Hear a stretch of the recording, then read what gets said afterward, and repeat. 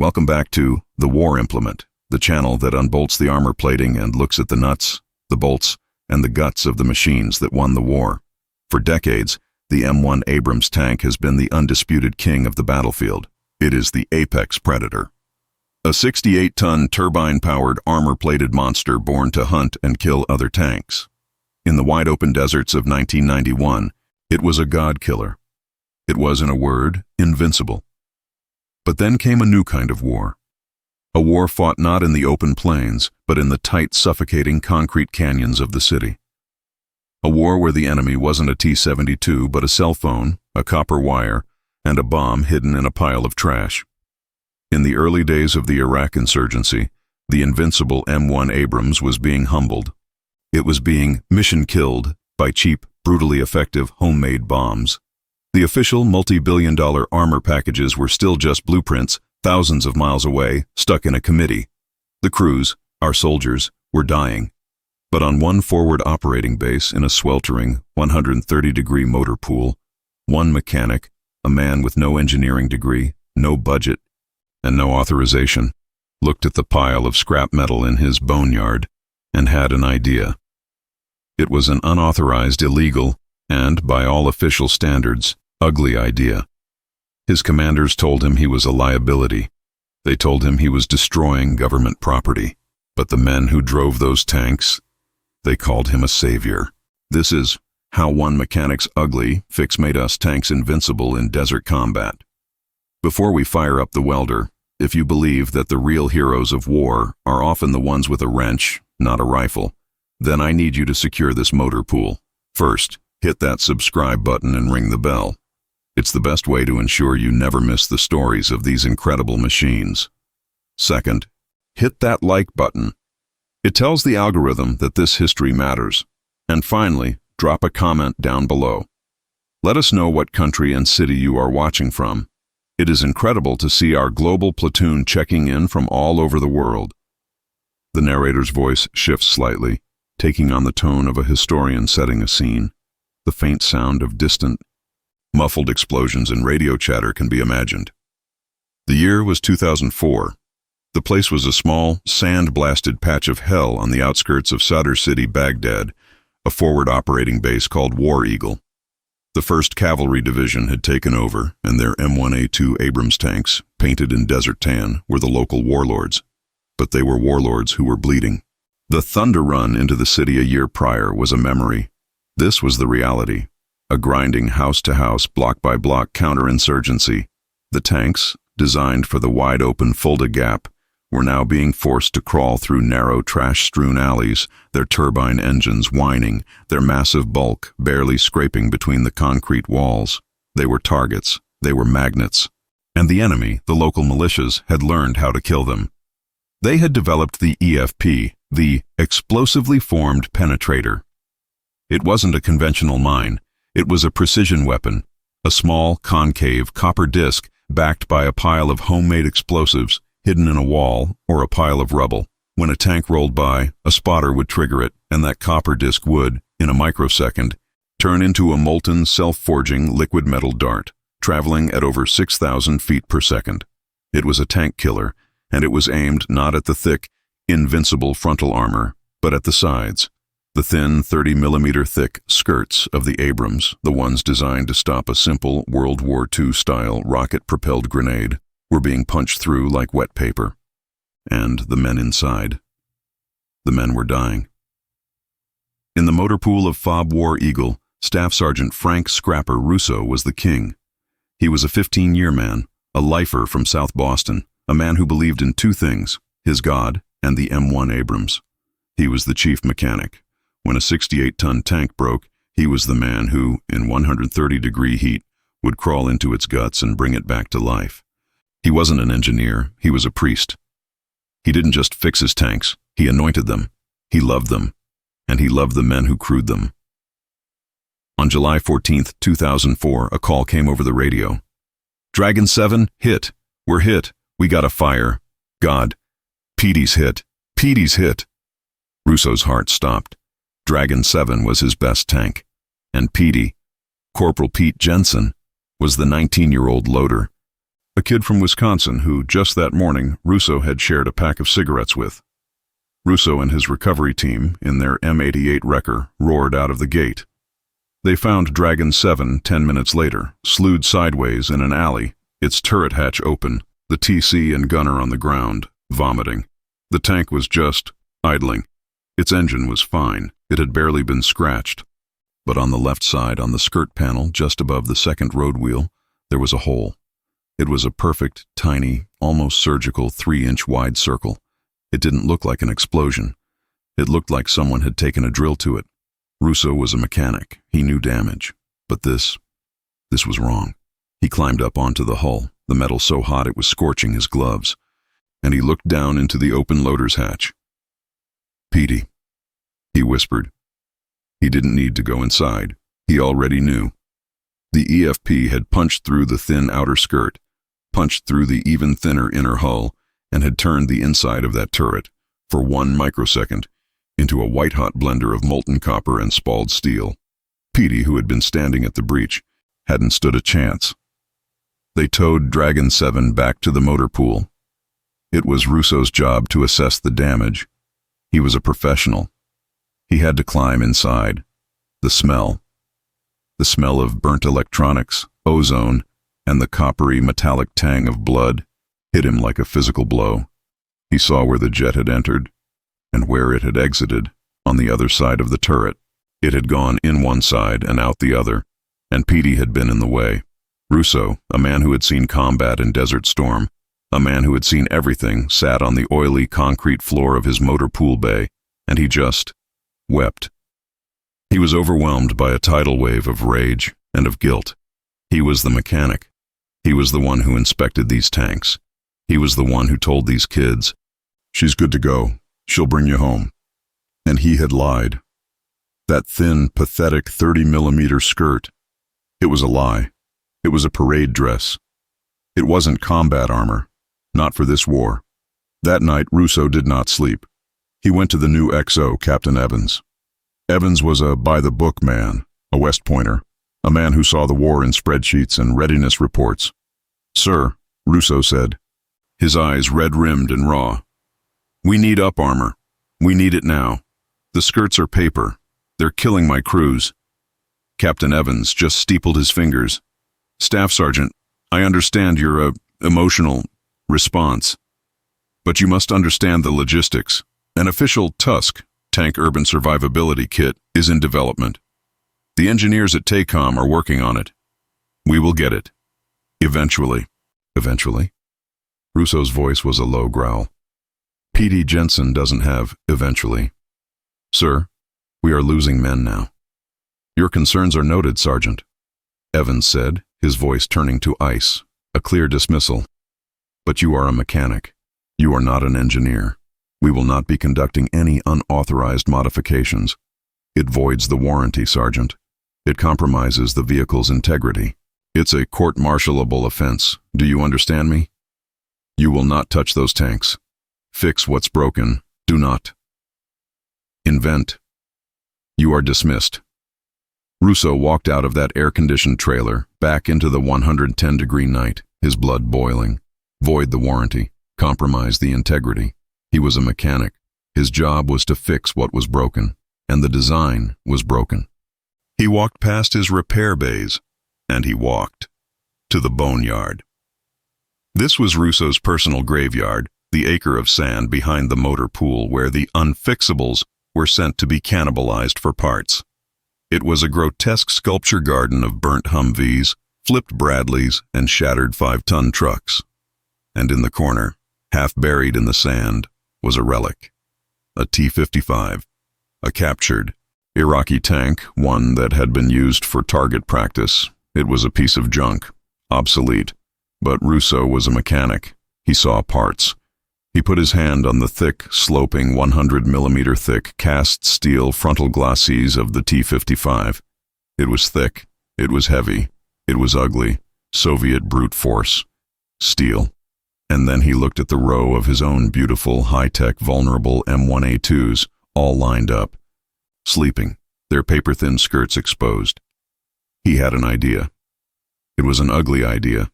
It was an illegal idea. It was, in Captain Evans's words, a court-martialable idea. He went back to his shop. He found his two most trusted mechanics, Specialist Red Garcia and his best welder, Corporal Specs Johnson. He didn't ask them. He told them.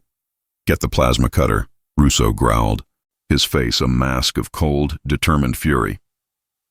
"We're going grave robbing." For the next 3 hours, under the harsh glare of a single tripod-mounted light, they were not mechanics. They were butchers. They carved the Soviet T-55 wreck into massive, jagged, ugly slabs. The plasma cutter screamed, sending fountains of white-hot sparks into the dark, a beacon of their insubordination. Then, they hauled the first 2,000-pound slab of jagged Soviet steel over to Dragon 8, Petey's sister tank. "Sergeant," Specs whispered, his welding mask up, his eyes wide with fear. This is crazy. Captain Evans is gonna have our ass. It's gonna look like shit." Russo just looked at the jagged plate. Then he looked at the thin, clean, factory-perfect skirt of the M1. He thought of Petey. "It ain't a beauty pageant, Specs," Russo snarled. "It's a fix. Now. Weld it." Specs Johnson was a welder, and a damn good one. He could lay a stack of dimes bead so clean and so perfect you'd think a robot had done it. He was an artist, and what Russo was asking him to do, this wasn't art. This was butchery. "Sarge," Specs whispered, his voice trembling, his welding mask pushed up on his forehead. He was staring at the massive, jagged 2,000-pound slab of rust-colored Soviet steel that was hanging from their small, straining engine hoist. "Sarge, I can't. I can't. Look at it." He pointed a shaking gloved finger at the pristine, tan, factory-painted side skirt of Dragon 8. You want me to put that on that? Captain Evans will. He won't just hang us, Sarge. He'll crucify us. We're desecrating a $4 million piece of hardware." He was right. It was a violation. The M1A2 was the pinnacle of American engineering, a sleek, turbine-powered, high-tech marvel. This was like taking a can of spray paint and a sledgehammer to a Ferrari. Red Garcia, the other mechanic, was pale under his freckles. "He's right, Scrapper. This is a court-martial. This is Leavenworth. This is my ass, too. And what if it don't work? What if this junk just makes it worse? What if this extra weight throws a track in the middle of a firefight? What if it just falls off?" Russo looked at his two men, his best men, trembling on the edge of mutiny. He felt a flash of white-hot rage, not at them, but at the situation. At the by-the-book cowards in their air-conditioned offices, and at the kids like Petey, who were dying because of it. He walked over to Dragon 7, Petey's tank, which sat in the next bay, a dark, silent, stinking tomb. He ran his fingers over the tiny, neat, 3-inch hole. "You see this?" he said, his voice a low, dangerous growl. "This is procedure. This is factory spec. This," he pointed at the hole, "is a lie. A lie that got Petey Jensen turned into mist." He turned back to his men, his eyes burning in the harsh yellow light of the motor pool. "You're worried about compromising the integrity." "Its integrity is already compromised. It's got a hole in it. You're worried about voiding the warranty? Petey's life got voided. You're worried about what Captain Evans is gonna say?" He spat on the concrete. "I am worried about what that FP is gonna do. Now I am not asking you, I am telling you. We are putting more steel between our boys and the goddamn dart." End of discussion. He looked at Specs. "You're an artist? Fine. Be Picasso. I don't care if it's ugly. I care if it's thick. Now, weld it." There was a long, terrible silence. Specs looked at Red. Red looked at the ground. Finally, Specs let out a long, shaky breath. He nodded once. "God help us," he muttered.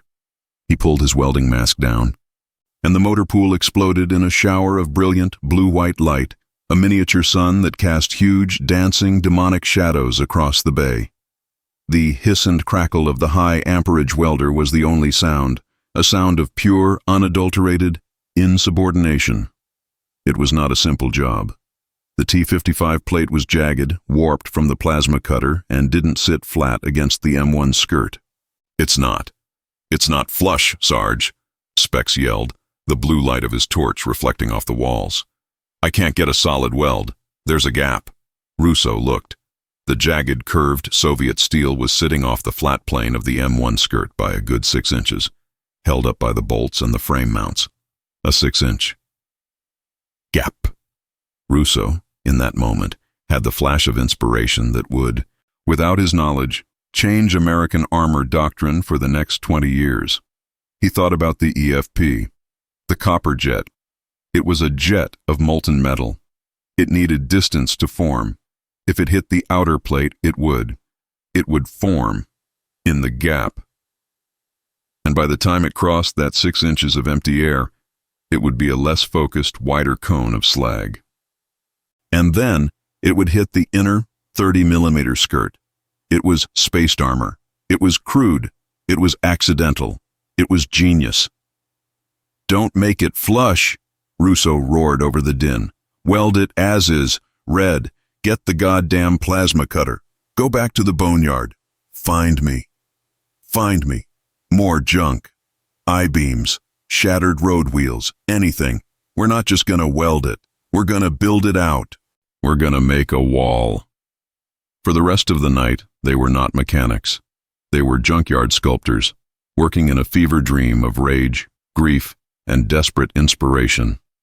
They stopped trying to make it fit. They embraced the ugly. They went back to the boneyard again and again. They cut the thick steel I-beams from a destroyed HESCO barrier. They welded those to the Abrams skirt first, as massive, crude standoff brackets. Then they welded the heavy T-55 plates to the brackets. They were building a crumple zone out of pure scavenged hate. They worked with a frantic, manic energy, fueled by coffee and the shared unspoken terror of what they were doing. They didn't just do one side. They did both. They didn't just do the hull. Russo looked at the turret. The M1's turret was a marvel of Chobham composite armor. From the front. But the sides, where the ammo storage bins and the hydraulic lines were, they were thin. They were vulnerable. "We do the turret, too," Russo growled, his voice hoarse, the sun just a faint purple bruise on the eastern horizon. "Red, cut me those Bradley hull plates, the ones from the one that hit the IED. The armor's still good." They were creating a monster. They were bolting and welding Bradle armor onto Abrams armor. They were mixing and matching, creating a patchwork quilt of scavenged high-hardness steel. It was a Frankenstein's monster of a tank. It was an abomination of logistics, a nightmare of engineering. And it was beautiful. As the first weak, watery rays of the Iraqi sun hit the motor pool, they finally stopped. The welders went silent. The plasma cutter went cold. The three of them, Russo, Specs, and Red, just stood there, covered from head to toe in soot, grease, and welding flash burns. They were exhausted. They were vibrating with adrenaline and caffeine. And they were staring at their creation. Dragon 8 was transformed. It was no longer a sleek, tan desert hunter. It was a brute. It was a squat, ugly, menacing thing. A tank that looked like it was wearing a suit of medieval armor, hammered together from the bones of its enemies. The once clean lines of the hull were gone, replaced by these jagged, multi-layered, mismatched plates of Soviet and Bradley steel, all held on by welds so thick, so heavy, so ugly, that they looked like surgical scars. Thick, black, bubbled, angry, weld beads running over the pristine tan paint, which was scorched and blackened. The tank was listing. The extra 5 tons of scavenged steel had compressed the suspension on both sides, making the tank sit low, like an angry bull, its nose down. It was, by every definition of the word, ugly. It was broken. It was invincible. "My God, Sarge," Specs whispered, awe in his voice. She's She's mean. She looks pissed off. Russo felt a slow, cold, proud smile spread across his face. It was the first time he had smiled since Petey died. He had done it. He had fixed it. He had built a wall. He had given his boys a chance. He didn't care what Evans would say. He didn't care about the court-martial. He had done the right thing. And it was at that exact moment, the moment of his greatest triumph, that he heard the high-pitched electric whine of a golf cart. He turned. Pulling up slowly, his face a mask of morning rounds efficiency, was Captain Evans. He was holding his clipboard and a cup of coffee. He stopped the cart. He got out. He took a sip of his coffee. His eyes, programmed to see readiness and order, landed on Dragon 8. The clipboard just slipped from his hand. It clattered to the concrete, the sound echoing, loud as a gunshot, in the silent morning air. His mouth opened. He looked at the tank. He looked at the smoking, cannibalized carcass of the T-55 in the boneyard. He looked at the plasma cutter still plugged in. He looked at Russo, Specs, and Red, 3 soot-covered criminals, standing in front of their creation. Captain Evans's face, which had been a placid pink, slowly turned a deep, blotchy purple. His hands clenched, unclenched. He was a man whose entire world of order, of regulations, of warranties, had just been violated, desecrated, and welded onto the side of his most valuable asset. He tried to speak. A small, choking squeak came out. He tried again. Staff, Sergeant, Russo. His voice was a thin, trembling, high-pitched hiss, a sound of rage so profound it was almost silent.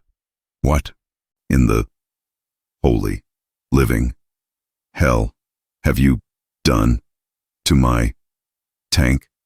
Russo didn't flinch. He didn't move. He didn't even blink. He just stood there, his arms crossed over his filthy, sweat-soaked uniform, his face a mask of grease and calm, righteous fury. He had crossed the Rubicon. He had spent the entire night grieving, and that grief had burned away every last ounce of fear he had for rank, for regulations, or for Captain Evans. He had built his wall, and now he would defend it. The silence stretched, thick and hot, broken only by the distant pop, pop, pop of small arms fire from the city, a reminder of the war that was happening right now, just beyond their razor wire. Evans, his face a blotchy, apoplectic purple, finally found his voice, and it was not a shout. It was a shriek. A high-pitched, incredulous, shaking sound that was pure, undiluted rage. "Ru-eso!" he screamed, his voice cracking. "You are finished. You are done. That is a $4 million state-of-the-art, turbine engine-powered American war machine, and you have defiled it. You have welded Soviet garbage, Bradley carcasses, junk, all over it. You've destroyed it. I am charging you. I am charging all 3 of you." He jabbed a shaking finger at Specs and Red, who looked like they were about to be physically ill. Insubordination, destruction of government property, willful disobedience of a direct order. I am having you arrested. I will see you in Leavenworth, Sergeant. You will be stripping paint off Humvees with a toothpick for the rest of your miserable life. You have... He was running out of words, just sputtering, his eyes wild, his gaze fixed on the ugly, listing, monstrous tank. You have compromised the warranty. Russo just waited. He let the captain's rage, his threats, his words, just wash over him and break. When Evans finally stopped, gasping for breath in the hot morning air, Russo spoke. His voice was low. It was quiet. It was deadly. "Are you done, sir?" he asked. It wasn't a question. It was a statement. Because I am done. With warranties. I am done. With regulations that were written 10,000 miles away. By men who have never smelled what I just had to smell in Dragon 7. I am done. Sending 19-year-old kids, like Petey Jensen, out to die in a parade tank. He took a step forward, his shadow falling over the captain. He was a bigger man, his physical presence covered in soot and fury, a stark contrast to Evans's clean, starched uniform. "You're right, sir. It's ugly. It's unauthorized. It's probably a court-martial. And I don't give a damn, because it is also 5 tons of extra steel. Sitting right here." He slapped his hand hard against the jagged T-55 plate. The metal rang with a dull, heavy thud. "It's spaced armor, sir. It's a fix, and it's the only thing that would have saved Petey's life. So, you go ahead, sir. You arrest me, you send me to Leavenworth, but you're gonna have to wait. You're gonna have to wait until after this tank. Dragon 8 rolls out on its 10V0 patrol. Because this crew," he jerked his head, "is going out in this tank, and unlike Petey, sir, they're gonna come back." It was at that exact, terrible standoff moment that they heard the sound of boots on gravel and the laughter of men. The crew of Dragon 8. They were walking from the chow hall, their helmets in their hands, their pockets bulging with water bottles, getting ready for that 10-0 patrol. They were led by their TC, Staff Sergeant Reynolds, a tough, quiet-as-nails Texan who was in the middle of telling a joke. "And so the goddamn camel says..." Reynolds stopped mid-sentence. His crew stopped. The laughter died, frozen on their faces. They were staring in complete, utter, dumbfounded silence at their tank, at what had been their tank. Their sleek, tan, beautiful M1A2 was gone, replaced by this Frankenstein, this Mad Max abomination, this thing that was now sitting in their bay, scorched, listing, and covered in ugly weld beads and jagged slabs of rust-colored enemy steel. "Scrapper," Reynolds whispered, his eyes wide, his mouth open. What is that? What did you do to my tank?" Captain Evans, seeing his allies, his witnesses, snapped to attention. "Sergeant Reynolds!" Evans barked, his voice regaining its command. "You will not be taking this death trap anywhere. Staff Sergeant Russo has, in an act of criminal insubordination, destroyed this vehicle. Your patrol is scrubbed. You will." "Sir," Reynolds said, his eyes never leaving the tank. He wasn't looking at Evans. He wasn't looking at Russo. He was looking at the armor. He was a tanker. He had been in the alleys. He had heard the ping of small arms. He had seen the hole in Dragon 7. He walked slowly, as if in a trance, up to the side of his tank. He ran his hand over the thick I-beam bracket. He knocked his knuckles against the 100mm thick T-55 plate. He looked at the gap, the 6 inches of empty space. He looked at the layers, and he understood.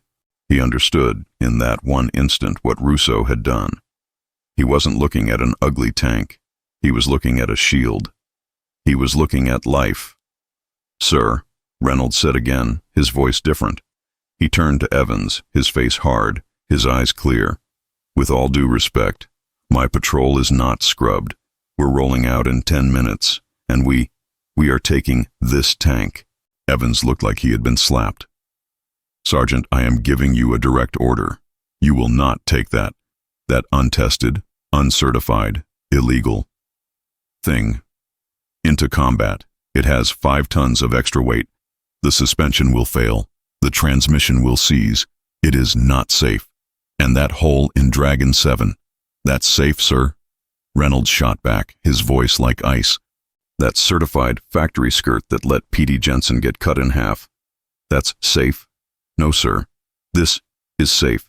This is the first goddamn time I've felt safe in this goddamn city. Scrapper." She fueled. She armed. Russo nodded. "Full tank of JP-8. Full combat load. She's ready to hunt." "Good," Reynolds said. He turned to his crew, who were still staring, their faces a mixture of terror and awe.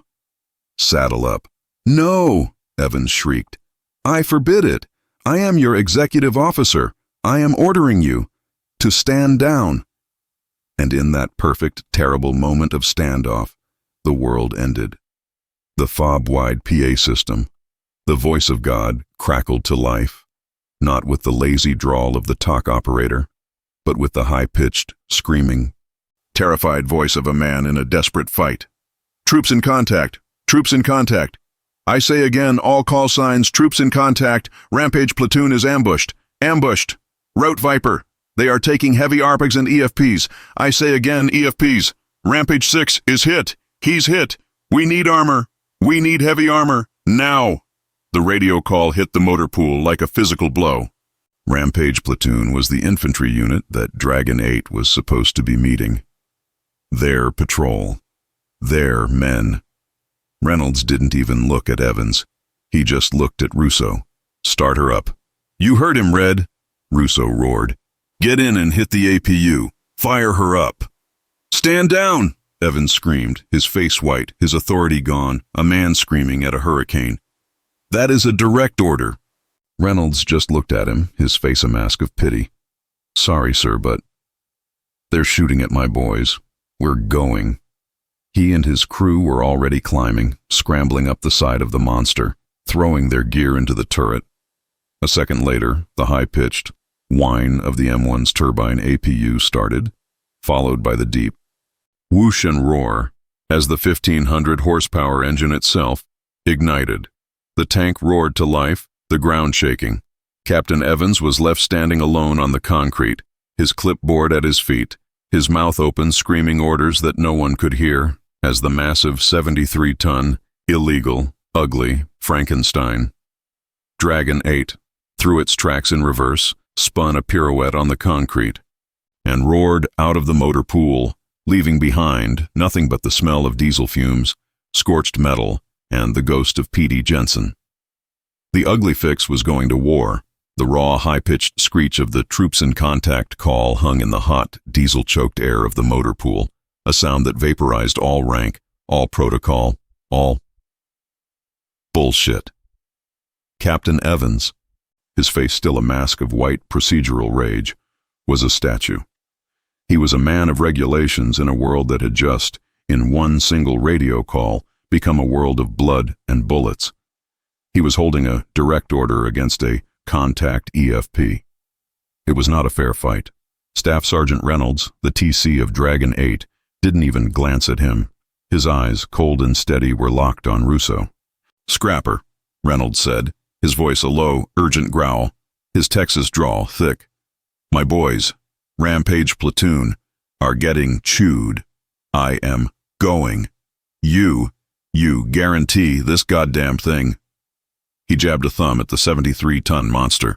You guarantee this ugly fix will hold. Russo, his face black with soot, his eyes red with fury and a total lack of sleep, just looked at the massive, jagged slab of T-55 steel he had personally, illegally welded to the side. He thought of Petey. He thought of the 3-inch hole. He looked at Reynolds, and he nodded. Once. A single, hard, certain nod. She'll hold, Rex. I built her to. That was all. Reynolds just nodded back. Saddle up, he roared to his crew, who were already scrambling up the patchwork hull. Driver, light her up. Gunner, get that gun hot. Loader, I want AP in the breach before we hit the gate. Sergeant! Evans shrieked, finding his voice, a last, desperate gasp of authority. I am ordering you. Stand down. You are uncertified. You are overweight. You are a liability. Reynolds, already halfway into his hatch, stopped. He looked down at the captain, a man 10 feet below him, and he just smiled. It was a terrible, cold, merciless smile. Then you can court-martial me. After I get my boys back, sir. He dropped into the turret. The hatch slammed shut with the final metallic clang of a jail cell door. A second later, the high-pitched banshee wail of the Honeywell AG T-1500 turbine engine spooled up. It was a sound that was deeper, angrier than a normal M1. The extra 5 tons of scavenged hate made the engine labor, made it scream. The ground of the motor pool began to shake. Dragon 8, the Frankenstein tank, the ugly fix, roared. It threw its tracks in reverse, spinning a 180-degree neutral steer on the concrete, a maneuver that screamed in protest from the torsion bars. But it held. It thundered past the frozen, sputtering figure of Captain Evans, its engine noise a physical blow, its exhaust so hot it kicked up a cloud of dust. It was a 73-ton middle finger to the regulations. It was gone. Russo, Specs, and Red were left alone in the motor pool, in the sudden, echoing silence, their ears ringing. They had done it. They had committed their crime. They were either saviors, or they were traitors who had just sent an entire crew to their deaths in a sluggish, overweight death trap. All they could do was wait. Inside, Dragon 8, it was like riding in a different tank. "She's heavy, Sarge." The driver, a kid named Rabbit, yelled over the intercom, his voice tight with fear. "She don't want to turn. The suspension is bottoming out." "I don't care if you gotta get out and push," Reynolds roared back. "Get us to Route, Viper, now." They hit the main road, the tank feeling sluggish, pig-like. The agility that made the Abrams a dancer was gone. Russo had turned their racehorse into a tractor. "Gunner," Reynolds said, his eyes glued to his thermal sight. "This is it. Route Viper. It's a goddamn canal. A kill zone. We go in, hot. Scan every window, every pile of trash." They turned the corner. Route Viper. It was a narrow concrete canyon, the buildings so close they scraped the turret. Up ahead, 200 yards, they saw it.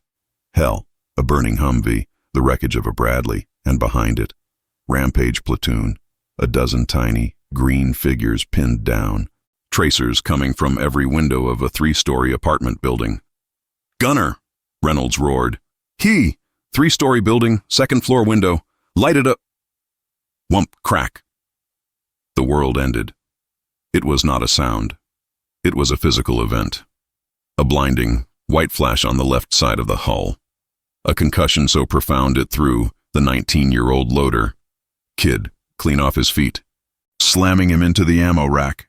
The entire 73-ton tank was shoved, violently, 3 feet to the right, its treads screaming as they scraped the concrete wall. The inside of the turret was a blizzard of spall, sparks, and the sudden chemical hiss of the fire suppression system. The lights went out, plunging them into a hot, choking red-lit darkness. "Hit! Hit! EFP! EFP! Left side! Left side!" The loader shrieked, his voice cracking with pure terror. He was thinking of Petey. They were all thinking of Petey. "Status!" Reynolds roared, his voice a lifeline in the darkness. "Driver, you good?" "Green, green, Sarge. We're still moving. I'm still green." "Loader, you hit." "I'm good, Sarge. I'm good." "Gunner, Gunner, talk to me. I'm here." The gunner. "Bishop," whispered. He was staring, in utter disbelief, at his side periscope. "Sarge, look at this." Reynolds switched his view, and his blood went cold. The outer layer, Russo's T-55 plate, was gone. It had been vaporized. In its place was a massive, molten crater, a glowing cherry-red hole, big as a basketball. The I-beams were twisted like taffy. But the inner skirt, the thin 30mm factory skirt that had killed Petey, was untouched. It was blackened. It was scorched. It was bulged inward, dented as hell. But it had held. The jet had formed in the gap. It had hit the inner wall, and it had splashed. Russo's accidental 6-inch gap had worked. He did it. Reynolds whispered. "That crazy son of a bitch. He goddamn did it." Whump crack. Another one. This one hit the turret, right on the side, on the Bradley plate that Russo had welded on. The tank rocked so hard the main gun tube slammed into the side of a building, shattering a window. The Koch's machine gun, sheared off by the impact, clattered to the ground. "Turret hit! Turret hit!" Bishop screamed. "Hydraulics are gone, Sarge. They're gone. I'm on. Manual traverse." "To hell with the hydraulics!" Reynolds roared, his blood singing, a wild, savage joy filling his chest. "We're alive! You hear me, Bishop? We are alive! They can't kill us! This thing is invincible. He saw them, on the roof of the building, a 3-man RPG team, lining up another shot, their faces showing pure, uncomprehending, shocked that the tank was still moving.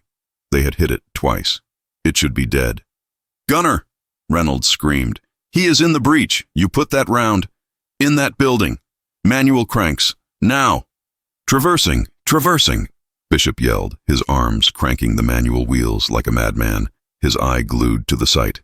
"I have them on the way." The 120mm main gun. The voice of God erupted. The boom was a physical concussion, a sound that was 1,000 times more powerful than their puny EFPs. The entire third floor and roof of the apartment building did not just explode. It vanished. It disintegrated into a roiling cloud of fire, concrete dust, and flaming shrapnel. The tide of the battle did not turn. It broke. The infantrymen of Rampage, who had been hugging the dirt, saw it. They saw the tank, their tank, eat 2 EFP hits, and then delete the building that was killing them. A cheer, a raw animal roar, went up from the grunts. "Driver, move up," Reynolds ordered. "Gunner, load canister, clear the alley." The Frankenstein tank, the 73-ton, ugly, invincible beast, crawled forward, its armor scorched, blackened and mangled, shrugging off a half-dozen RPG rounds that were now just bouncing and sparking harmlessly off its patchwork hide. It was an abomination. It was a terror. It was the most beautiful thing the grunts of Rampage platoon had ever seen. An hour later, the fight was over. Rampage was safe, their wounded loaded, the enemy dead or gone. Dragon 8 limped home. It was no longer a tank. It was a trophy. It clanked and groaned back into the motor pool, the sun setting behind it. It was missing 3 of its new armor plates. The turret was a scorched black ruin on one side. The gun was askew. Its left skirt was gone, revealing the massive molten crater where the EFP had hit, and the pristine, unbreached hull underneath. And waiting there, in the exact same spot, his clipboard gone, his coffee cup long empty, was Captain Evans. And behind him, Russo, Specs, and Red. They were all waiting. The tank stopped. The turbine spooled down. The sudden silence was deafening. Sergeant Reynolds, covered in dust, spall burns, and a manic grin climbed out of his hatch. He dropped to the ground. He walked over to the side of his tank, to the massive black crater. He touched the scorched, unbreached factory armor underneath. He touched the spot where Petey would have been. He then turned, his face a mask of pure, cold, lethal gratitude. He looked past Captain Evans, his eyes locking onto Russo. He didn't say a word. He didn't salute. He just nodded. Once, a single, hard, life-saving nod. Russo nodded back. The verdict was in.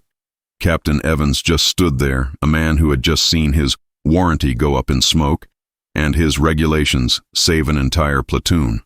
He looked at the tank. He looked at Russo. He just turned around, his face pale, and walked back to his air-conditioned office. The ugly fix had won.